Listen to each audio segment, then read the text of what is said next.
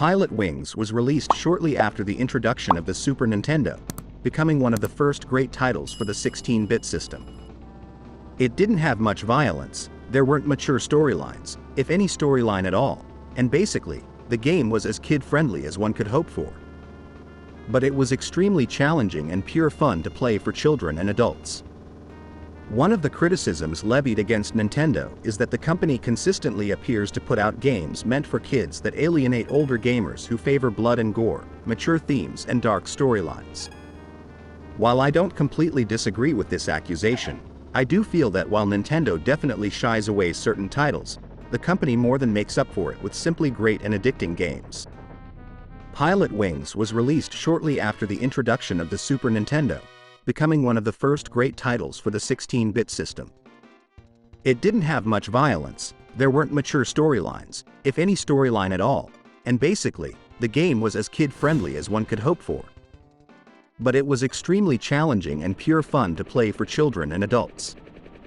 This title looks good and was one of the first games to take advantage of the Superness ability to do that rotating, zoom-in pixel thing, found in games like ActRaiser. Hearing the game now, Pilotwings doesn't sound all that great, but still, it's pretty good for a cartridge-based game. The game is quite simply, you complete several aerial tasks so that you can earn the right to move on to other rounds. Each round is comprised of skilled events such as flying, skydiving, hang gliding, and riding around with a jetpack on your back. Much of the time, each event involves flying through hoops, completing a course, going through time trials, and making skilled landings.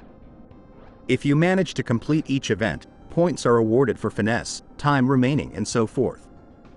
Finish the events, earn enough points, and you get the right to move on to the next round of challenges and also get the all-important password to save your game. Pilotwings is an extremely challenging game as it requires precise controller movement and player skill. However, each round of events teaches you a skill that will be used in future rounds so that you are constantly getting better. For example, you start off simply having to land a plane, but in the next round you take off and then land. After that, you take off, follow a path in the time allowed, and then land. At times, Pilotwings can be frustratingly hard to play, and you might question whether such a challenge is even worth doing.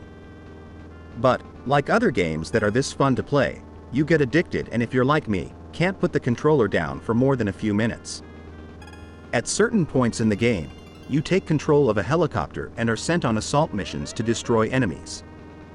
This sequence is the only bad part of the game as it seems out of place and unnecessary, contributing nothing but a confusing anomaly in gameplay. Still, Pilotwings is an excellent game, and if you've played it before, consider trying it out again.